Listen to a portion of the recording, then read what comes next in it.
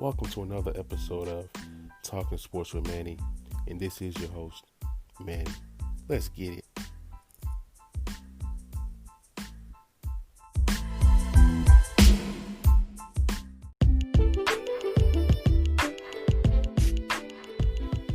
So, guys, I have a special guest for you guys today. His name is EJ Anosike. He is a transfer from Sacred Heart to the UT Vols. This guy is a 6'6", 245-pound power forward. He's a bulldog. He loves to rebound. He loves to play bully ball. He's an energy guy that any team would love to have. So you guys enjoy this interview.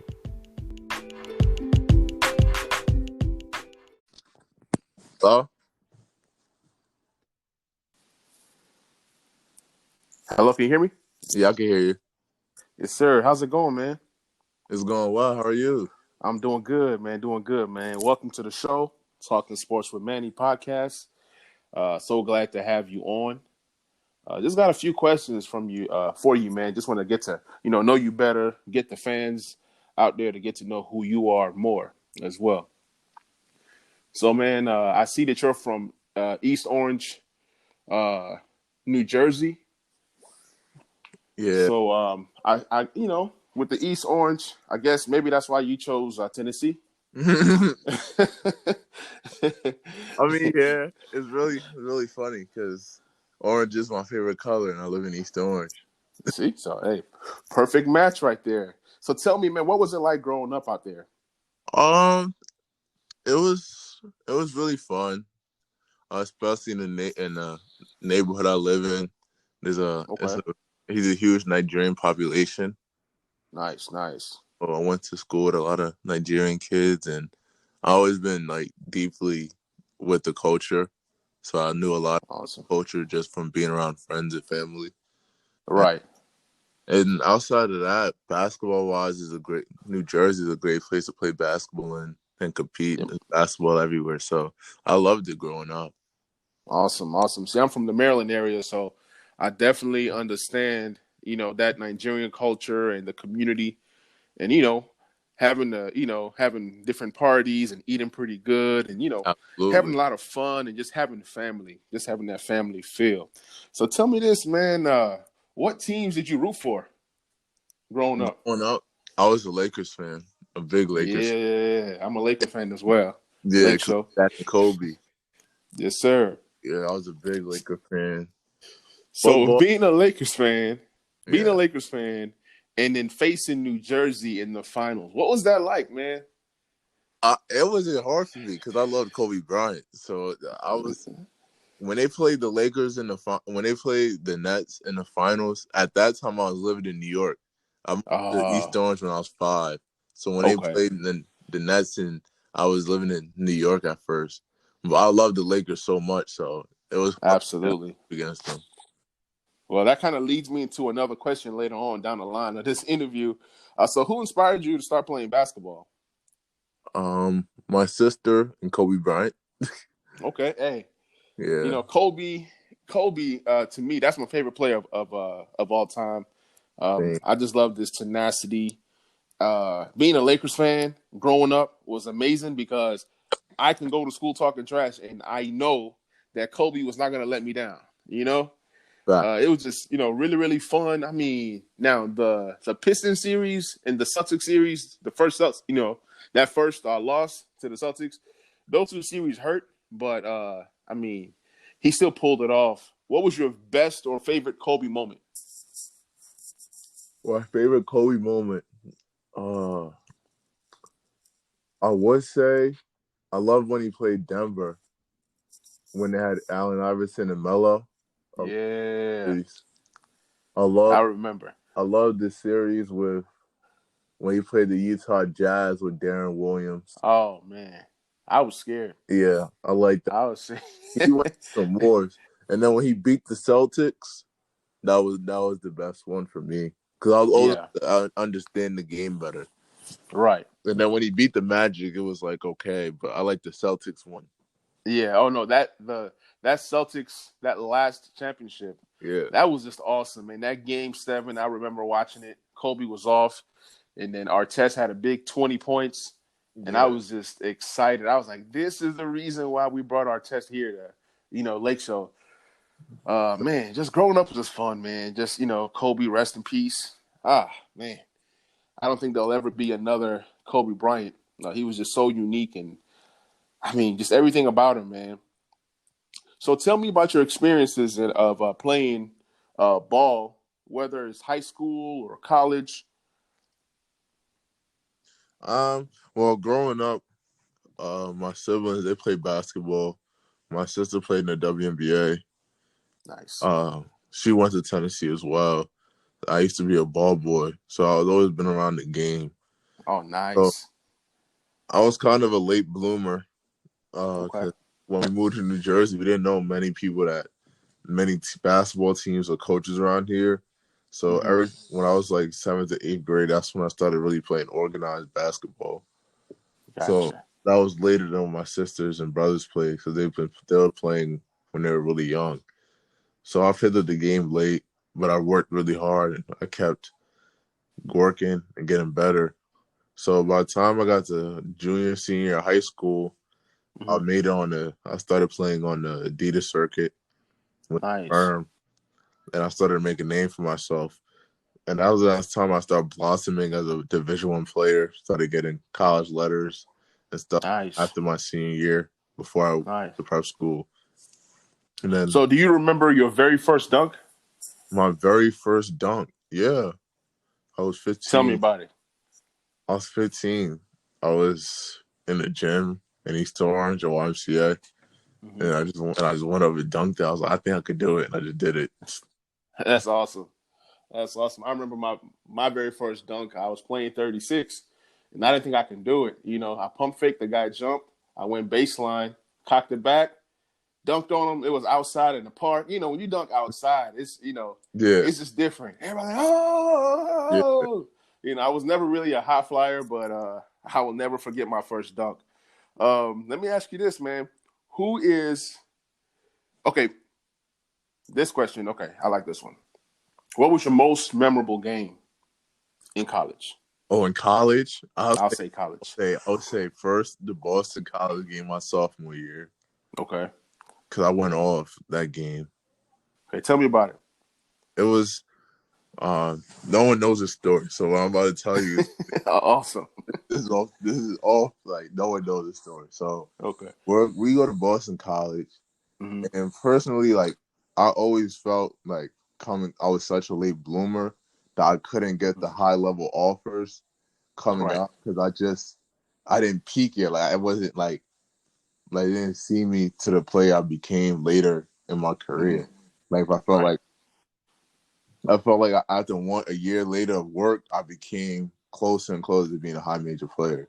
So we played Nice. Boston Nice. College, and I'm like this. So my matchup was the kid Stephon Mitchell, and Okay. my coach at the time, my freshman year, I didn't really play. My sophomore year, I got in the start. I became a starter, Mm-hmm. and I was in my heart. I always felt like I was good enough to play at a high level against the Right. best. So we're doing scout, and my coach was talking about the guy we had to guard, and he kept talking about this guy Stephon Mitchell, like he does this, this, this. And in my Mm-hmm. heart, I felt like nah, like this. I feel like I'm like I could go at this kid, like I'm just as good as this kid, if Mm-hmm. not better. And then I'm on the elevator with my coach, and my coach was like, nah, I don't think you're better than him. What? He was like, I don't know. He's kind of good. He's really good. This is my sophomore year. So I was like, all right. So we played Boston College. And then once we played, and I got in the rhythm, I started scoring, and I just like, yeah, he can't guard me. Then I just went off.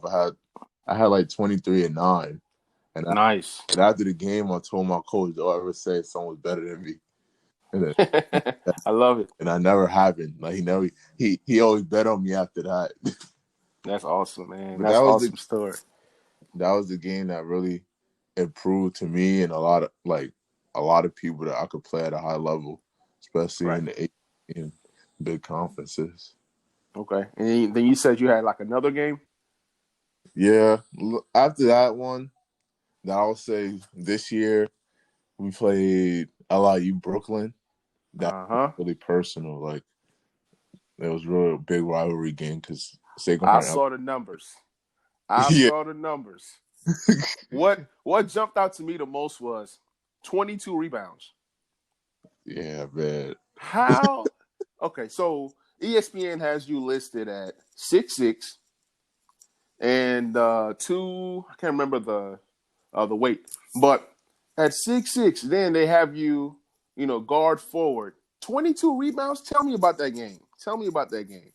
That was the first time I played LIU, so it was really personal because those guys they talk a lot of trash, Mm-hmm. but they play hard and they knocked us out of playoffs the year before my sophomore year. They knocked us out of playoffs in the first round, Mm-hmm. and the game was practically over, and they shot a layup. When they didn't need to take a layup. They just rubbed it in our face, and it always Wow. stuck with me, especially. Yeah, I always stuck with me, especially because one of my teammates that year was a senior. He was the only senior we had. He graduated. He was crying after the game because he lost, and they just rubbed it in his face by the 2 seconds left, running and laid the ball up. It was one of their best players that did that. So then, Oh man. yeah, we played LIU. That was really personal because I was like, I gotta go off on these guys because Absolutely. I'm not losing to them. Like this is payback. Right. I mean, there's And then just certain things that you don't do in basketball, yeah, and one is running up the score like that. So hey, I get yeah, it, man. but yeah, the I get person it. that so this year, the person that my matchup was, his name was Raekwon Clark. He was Okay. a good player in the conference. Mm-hmm. So my sophomore year, my first year as a starter, we played against each other in the summer, and we kind of went at it. And then my sophomore year, he got the best of me. But I always felt like I was just as good, if not better than him. It's just he Right. did the best of me a couple of times. So the whole year I put in work because I was like, I'm Mm-hmm. losing to nobody. I wanted to be the best player in the conference. Nice. So when we played them again, he guarded me. He felt like I was the same as my sophomore year, my last year, and I Mm-hmm. want this change. And I just went to work and did what I had to do to get the win. Awesome, man. Awesome. So, who's your favorite teammate to play with so far? I had a lot of great teammates, but I would say favorite teammate is Jarrell Spellman. Okay. We went through war. We go to war with each other. Like played in the post. He's the center on one team, Mm-hmm. so we battle in the paint. Like we're I love it. boxing out for 40 minutes, getting fouled. Like we go through war, and the paint is really hard to play in. So I love it, man. we go to war, and so we played in the summer together. So and we came into college together. He was my first roommate. So it's Nice, always nice, man. That's awesome. And you know what? Like in the NBA, I'm noticing that the post game is being undervalued. You see a lot of centers, going out to the 3-point line. I'm all about that old school, back you down, bully ball on offense and defense. When I play pickup ball, that's just what it is. So I just love that tenacity and that going against somebody, backing them down, earning them points the hard way. yeah I love that style of basketball, and I pray that it comes back, man. Just not in the NBA, but in the college level and high school level. I would love to see more, like more kids out there posting up and you know using their footwork and things of that nature. yeah absolutely. But like that, I feel like that's one of the like beauties of like growing up in an African culture when Mm-hmm. you play sports in Africa. Like, they Absolutely. teach physicality before skills. Yeah, absolutely, They man. teach See, I was that kid. Like when I grew up, I never played ball at any high level or anything like that. I just enjoy playing the game. But I remember like learning the game at 15 years old. I could never dribble. There was certain things I couldn't do. yeah, But that hook shot, it's like you hook that thing in. You're not trying to get blocked. So that's how I kind of developed that inside game. It started with, oh, I get the ball. I don't want to mess up. Let me just turn around and hook it. And then, started filling out, then, banging and, just that competitive spirit, man. Being an Igbo, a guy, we're just competitive, man. yeah. That's You know, what it is. we're, we don't take L's, Yeah. And I just love that mentality that we have as a culture and as a people to just go hard and just, And work. do everything that we do to the fullest. So I Absolutely. love it, man. I'm all about that. I love it. Yeah. Love it. So let me ask you this. All right. So how did your college recruitment process go? I was a really late bloomer, like I said. So my junior year of high school, Mm-hmm. I got a letter from, because I was a really good student. So I started getting letters from schools, like Ivy Leagues and Patriot Leagues.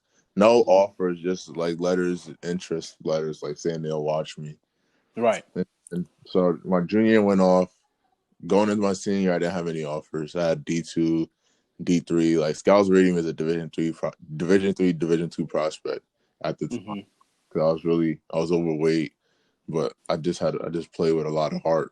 Mm-hmm. But Right.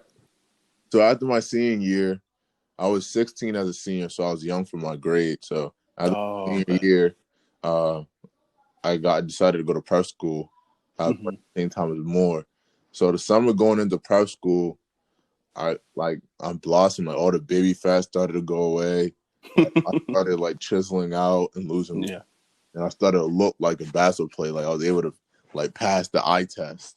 Mm-hmm. So that's when we got on the Adidas circuit, played on the firm, and I just started killing.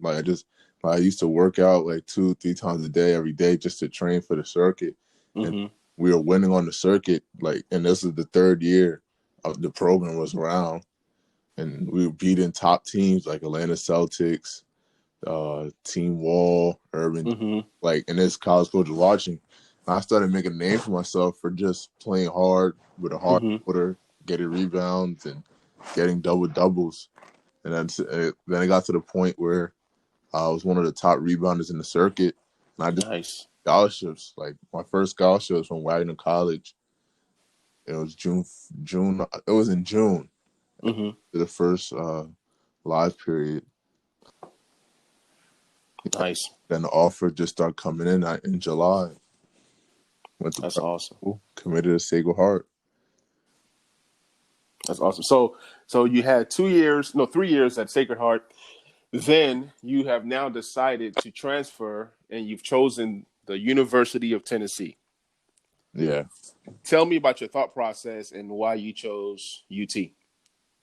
Um. The to go into while I was leaving, I graduated Sacred Heart. So I was like, I did everything I came to do, got my degree, played as hard as I can. We had a winning season, and then I decided I wanted to play at a higher level. And I heard from a lot of schools, and I felt like UT had the best fit for me. Had a good relationship with the coaches. Mm-hmm. I watched them play, and I felt like me being undersized, I wanted to go somewhere that'll give me a chance and won't use that against me. Mm-hmm. And I felt like Coach Barnes, he has undersized players, and he Mm-hmm. knows where to use them and make them really good. And he was one of the few coaches I saw that really took a chance on guys that other guys didn't want to take a chance on. Right. And big to me. Mm-hmm. And he had a guy. I believe it was last year. Is it Grant Williams? Oh yeah, that was the year Yeah. before. Okay, year Yeah. before. Yeah. So he was like what 6'7" power forward, and they really used him in a very good way, and he was able to have a lot of success. So I can see you in that same kind of role. So Yeah, how are absolutely. you staying in shape during this time of craziness? I like to call it. Um, well, I stay with my sister in Knoxville, so she really is a good trainer. So she Awesome. keeps me active. We're on the track every day, just working out and just doing little stuff with her, working out with her gets me in shape. That's And awesome. And didn't yeah, your sister play at UT as well? yeah, my sister played at UT. Well, that's awesome, man. Championships there. Family legacy. Absolutely. All right. So now that UT has, gotten you, tell me who is UT gonna get in a player? Just a hard working player. Like whatever it takes to win, it got to get done. I'm willing to do what other people aren't willing to do, and that's trying to win. That's really Awesome. how I predicate my game. Whatever it needs to be done to win, it got to get done. I try to get it done. Awesome. Awesome. So let me ask you this. What is your signature move on the court? Oh, signature move. I would say now it's my fadeaway. Everyone, Nice. everyone knows it's coming. Nice. Nice. I love it, man. Yeah, See, that's that Kobe, man. That's that Mamba mentality. yeah. Now it's that. It used to be a hook shot. But All right. yeah. That's awesome, man. Let me ask you this. Who in the NBA do you say that you model like your game after? Growing up, Charles Barkley, because he was 6'4". I didn't know I'd grow to 6'6". I was really short when I Hello? was. You can hear me? Charles Barkley? Yeah, Charles Barkley, because he was 6'4". Say that again? Oh yeah, Charles Barkley. Charles Barkley, yeah. I Yeah, can see that, man. I can definitely see Charles Barkley in your game. That's yeah, because definitely he was 6'4", getting 20 and 10, 20 and 15. He won mhm. MVP of the NBA. And Yep. I was like, at the time, me growing up, I didn't think I would grow to 6'6". So I was really short, and I was shorter than all my brothers were at that age. So I was like, I don't know if I'll be 6'10" or 6'9", Right. but I had to just use what I got. So I heard Charles Barkley growing up. And then as I got more advanced and worked on my skills, I like watching Draymond Green, how he handles the ball and stuff. Nice. So I kind of just try to take stuff from a lot of undersized power forwards. That's And awesome. yeah, Versatility is the key, man. The more that you can do, it just increases your chances on, playing time and opportunities and things of that nature. So just continue to work on your game and, just keep going higher and higher. absolutely. Now, who are your top 5 players of all time? This is your list. All There's no wrong answers. Yeah, your top 5 of all time.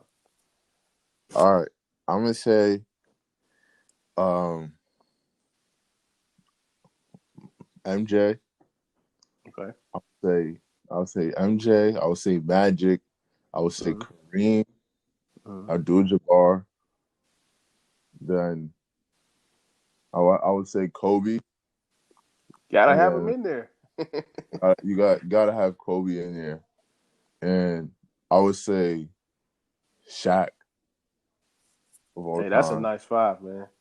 Yeah, and the reason why I'll say that five is because of the players that come from those five. Like without Michael Jordan, there wouldn't be a Kobe because Kobe was the spitting image of Michael Exactly. Jordan, closest thing. Absolutely.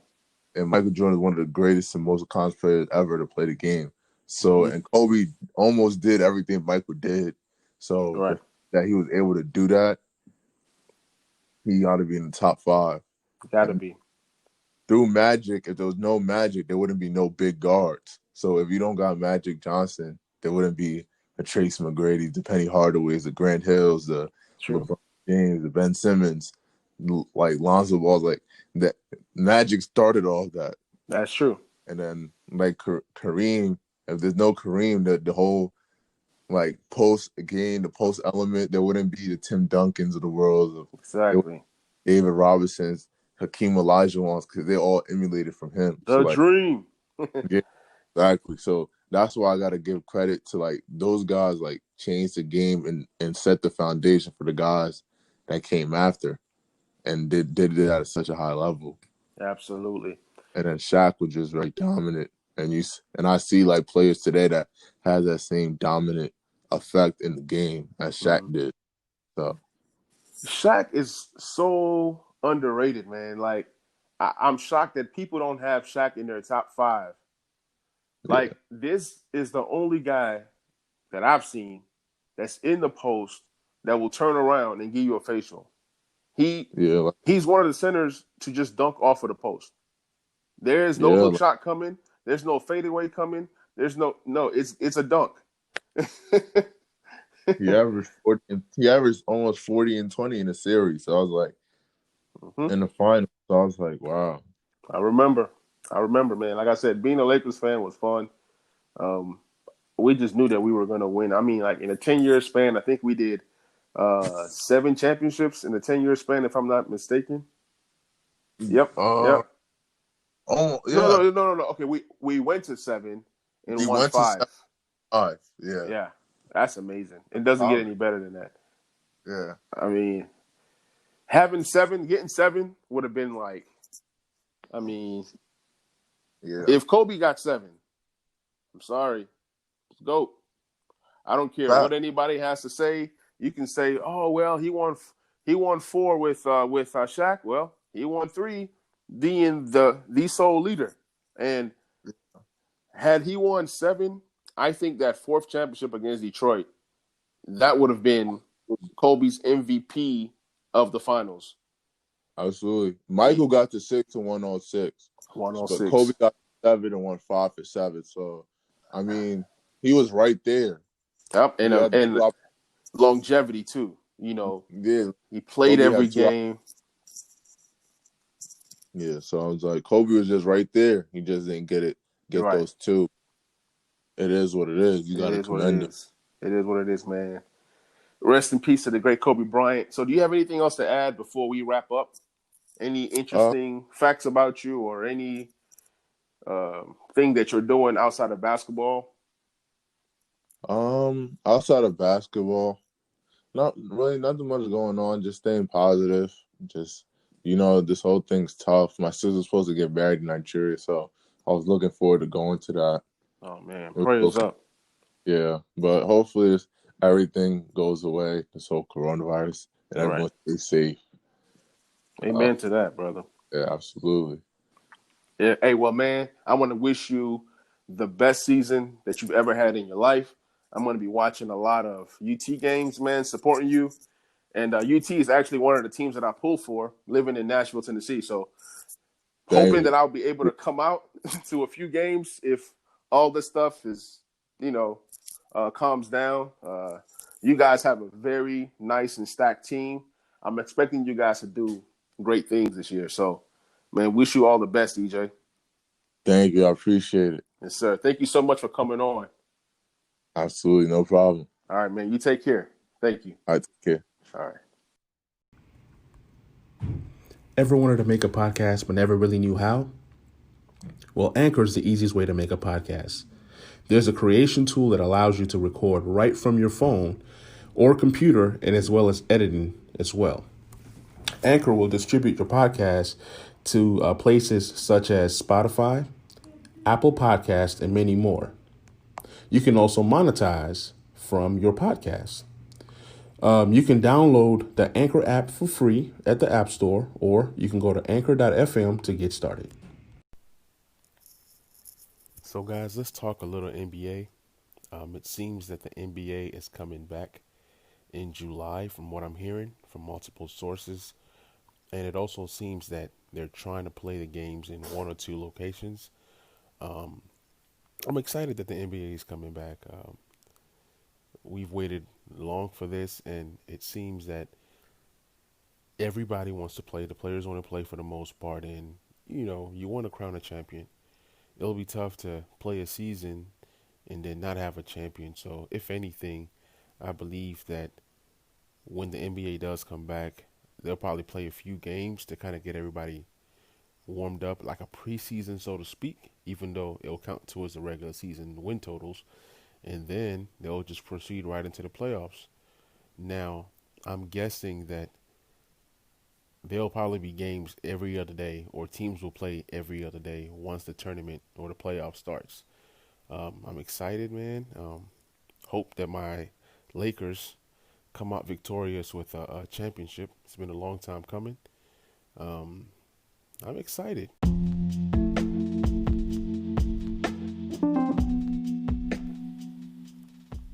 As far as the NFL goes, everything seems to be on schedule.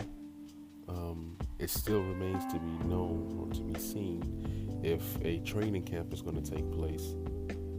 Even without the training camp, I believe that teams will be able to have a little mini training camp, or a little mini training session, or coming together before the preseason. I do believe that there will be a preseason. It might be shortened, but the season is definitely on schedule to start. As far as the college football goes, I haven't heard anything different. I'm guessing that college football is going to resume as well. It's looking good for baseball and hockey as well. So slowly but surely, the sports are coming back. As far as the NBA draft goes, in that process, last I heard was the NCAA is giving players time to decide if they want to return back to college because of the NBA season. You can't have a draft without the NBA season being completed. So I know some guys personally that are training and working hard for the draft and like the combine process, if they're gonna have a combine. Hopefully I can get those guys to come on as a guest to this show. Once again, I want to thank EJ for coming on the show, sharing his experiences and his story. UT got a good one. I believe that UT is going to have a heck of a season this year. So shout out to the Vols. Shout out to EJ. I wish you the best. Thank you guys for checking out this episode. Thank you guys for those who continue to show love. If you could please share this podcast with everybody that you know. If you could please share it on Twitter, Facebook, Instagram, and appreciate you guys.